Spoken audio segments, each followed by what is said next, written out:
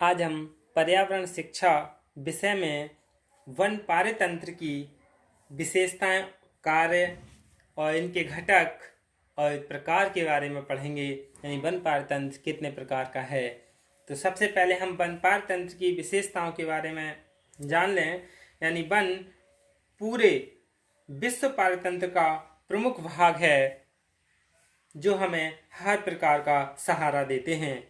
One परंपरागत रूप से इमारती लकड़ी, ईंधन, भोजन, मसाले एवं अनेक प्रकार के उद्योगों के लिए कच्चे सामान की पूर्ति करते हैं। वन अनेक प्रकार की वन एवं वन्य संपदा को अपने आप में समेटे हुए हैं। ये मनोरंजन, वैज्ञानिक, सौंदर्यपरक और पर्यटन मानदंडों में प्रभावी भूमिका निभाते हैं।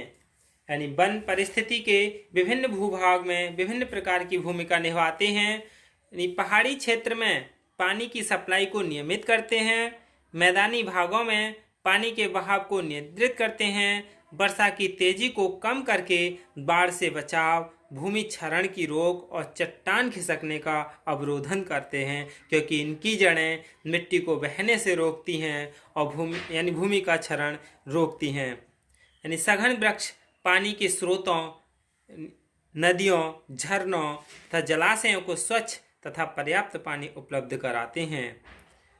वन संसाधन परिवर्तनीय है। जब तक वन है तब तक वन से मिलने वाले सभी उत्पादों के लिए मनुष्य आश्वस्त है। वन जीवन आश्रयदाता है। ऑक्सीजन और कार्बन डाइऑक्साइड का चक्र इन्हीं से चलता है। सभी पौधे और पशु प्रजाति वनों में ही अपना निवास करती हैं। वन आर्थिक संपदा में वृद्धि करते हैं। इनसे लोगों को आजीविका मिलती है। वन की बहुत विशेषताएं हैं और इनके कार्य भी बहुत हैं। यानी वन मिट्टी के माध्यम से वर्षा के जल का अवशोषण कर भूगर्भ में ले जाते हैं। वहां से अनेक माध्यमों से इसका उपयोग होता है। पृथ्वी के विस्तृत क्षेत्रों में वनों का विस्तार है। एक ओर सदाबहार उष्णकटिबंधीय वन है तो दूसरी ओर शीतोष्ण के पतझड़ वाले तथा शीतोष्ण के सीमावर्ती प्रदेशों के कोणधारी वन हैं। वन प्राकृतिक वनस्पति पर्यावरण के तत्व हैं, कई सारे हैं, जैसे तापमान, वर्षा, आर्द्रता, मृदा, ये सभी नियंत्रित करते हैं। वन पारतंत्र के घटक यानी अजैविक घटक और जैविक घटक और अपघटक। अजैविक घटक यानी इसके अंतर्गत कार्बनिक पदार्थ, मृदा, अजैव खनिज लवण, वायुमंडल के विभिन्न तत्व जैसे तापमान, आर्द्रता, ये सब वायुमंडल के हैं, ये सभी आते हैं। वनों में कार्बनिक पदार्थ अधिक मात्रा में पाए जाते हैं। पादप समुदाय के जटिल स्तरण के कारण प्रकाश की दिशा में विभिन्नता पाई जाती है। ये क्या है? अजैविक घटक हैं। दूसरा है जैविक घटक। यानी जैविक घटक दो प्रकार के हैं, उत्पादक और उपभोक्ता। उत्पादक यानी वनों में वृक्ष मुख्य रूप से उत्पादक का कार्य करते हैं, क्योंकि वन अपना भोजन स्वयं बनाते हैं। उष्ण कटिबंधीय पर्णपाती वनों के सामान्यतः सागौन, साल, पलास, ये सभी वृक्ष पाए जाते हैं। जबकि शीतोष्ण कॉनिफेरस वनों में पाए जाने वाले कुछ प्रमुख वृक्ष हैं एबीज, पिसिया, पाइनस, सिड्रस एवं जुनिपेरस, ये सभी। शीतोष्ण पर्णपाती वनों में क्वेरस, थूजा, एसर, ये सभी प्रमुख वन हैं। ये सभी कैसे हैं? उत्पादक हैं। दूसरा क्या है? उपभोक्ता। उपभोक्ता तीन प्रकार के होते हैं, प्राथमिक उपभोक्ता, द्वितीयक उपभोक्ता और तृतीयक उपभोक्ता। प्राथमिक उपभोक्ता यानी इसके अंतर्गत वनों में उपस्थित समस्त शाकाहारी जंतु आते हैं, जो कि हरे पौधों से अपना भोजन प्राप्त करते हैं। चींटियां, मकड़ियां, बीटल्स, लीफ फॉल, बग्स आदि पत्तियों का उपयोग करने वाले छोटे जंतु होते हैं। जबकि बड़े जानवर इन हरे पौधों को चरने के साथ साथ उनके फलों का भक्षण करते हैं, जैसे हाथी, नीलगाय, हिरन, गिलहरियां, उड़ने वाली लोमड़ियां, बंदर एवं अन्य शाकाहारी पक्षी। ये सभी प्राथमिक उपभोक्ता हैं। दूसरा है द्वितीयक उपभोक्ता। यानी द्वितीयक उपभोक्ता ऐसे मांसाहारी जंतुओं को सम्मिलित किया जाता है जो अपने भोजन के लिए प्राथमिक उपभोक्ताओं पर निर्भर करते हैं, यानी आश्रित रहते हैं, उनका शिकार करके अपना भोजन प्राप्त करते हैं, जैसे सांप, मांसाहारी पक्षी, छिपकली, लोमड़ी। और तीसरा है तृतीयक उपभोक्ता, यानी इसमें ये सबसे ऊंचे मांसाहारी होते हैं जो कि द्वितीयक उपभोक्ताओं का भक्षण करते हैं, यानी ये प्राथमिक उपभोक्ताओं का और तृतीयक इन सब का भक्षण करते हैं, जैसे सिंह, वाघ एवं चीता, ये सभी क्या हैं, तृतीयक उपभोक्ता हैं। फिर तीसरा घटक था अपघटक। अपघटक यानी इसमें ऐसे सूक्ष्म जीवों को सम्मिलित किया गया है जो कि जीवों एवं पौधों के मृत एवं सड़े गले कार्बनिक पदार्थों का अपघटन करके उन्हें पुनः अकार्बनिक पदार्थों में परिवर्तित करते हैं, जैसे जीवाणु कवक, एस्परजिलस, पॉलीपोरस, फ्यूजेरियम, अल्टरनेरिया एवं एक्टिनोमाइसिटीज, ये सभी सूक्ष्म जीव हैं। अपघटक की दर शीतोष्ण वनों की अपेक्षा उष्ण कटिबंधीय एवं उपोष्ण कटिबंधीय वनों में अधिक होते हैं। वन पारतंत्र के घटकों की जानकारी के बाद अब हम इनके प्रकारों के बारे में जान लेते हैं, यानी वन पारतंत्र कितने प्रकार के होते हैं। यानी वन पारतंत्र कई प्रकार के होते हैं। पहला है टैगा या उत्तरी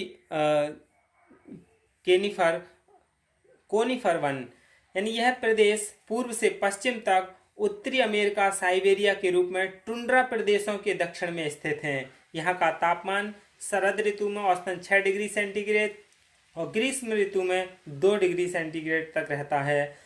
यहाँ की औसत वर्षा 10 से 35 सेंटीमीटर होती है।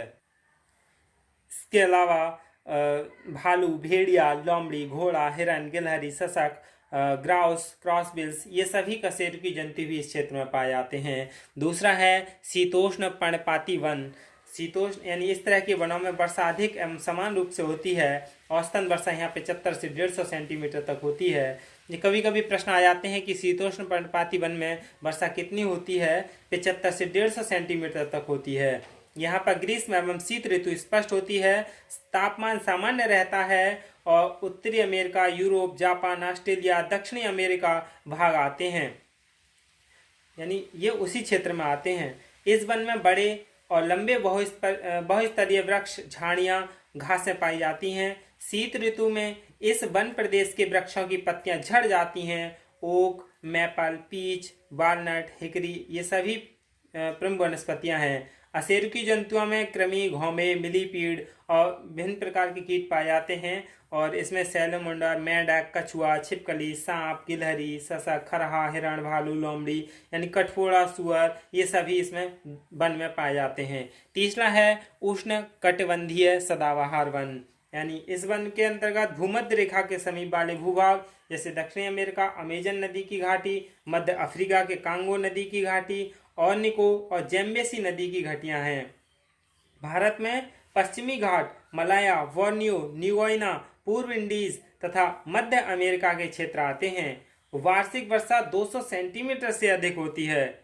इन वनों में वनस्पतियां इतनी अधिक होती है कि लगभग 1 एकड़ भूमि में करीब 200 पादप वृक्ष जातियों को देखा जा सकता है।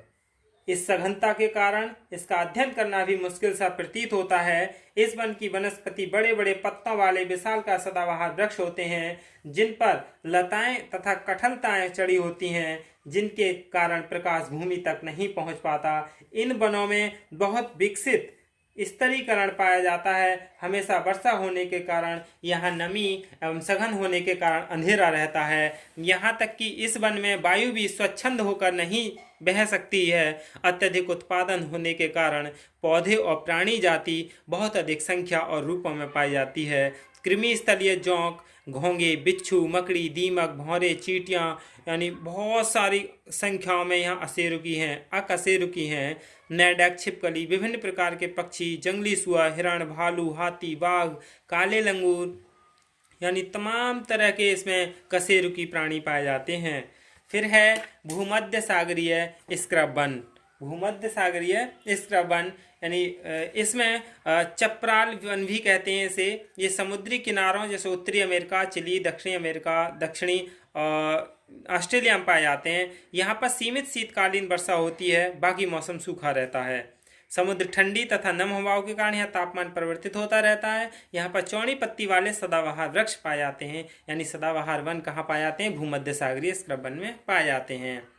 अगला है उष्ण कटिबंधीय सवाना वन, यानी गर्म जलवायु वाले मैदानों में इस तरह के वन पाए जाते हैं जिसमें कि लंबी घासें और कहीं कहीं पर वृक्ष भी पाए जाते हैं। ऐसे वन उन क्षेत्रों में पाए जाते हैं जब वार्षिक वर्षा का औसत 100 से 150 तक होता है। सवाना दक्षिणी अमेरिका और अफ्रीका में पाए जाते हैं। वर्षा ऋतु के बाद यहाँ मौसम शुष्क होता है और यहाँ के पौधे जंतु शुष्क वातावरण के लिए अनुकूलित होते हैं। अफ्रीका के सवाना वनों में एंटीलोप, हाथी, जेब्रा और अन्य खुर वाले जंतु पाए जाते हैं, जबकि ऑस्ट्रेलिया के सवाना में कंगारुओं की बहुलता है। यही क्या है, वन के प्रकार हैं। धन्यवाद।